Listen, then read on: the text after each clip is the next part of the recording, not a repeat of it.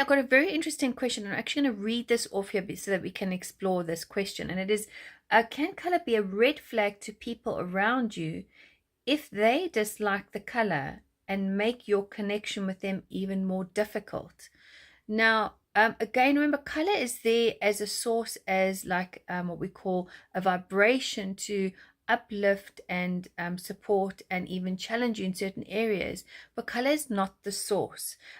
So it's more of what is going on with you internally and emotionally, and where can you get help with that?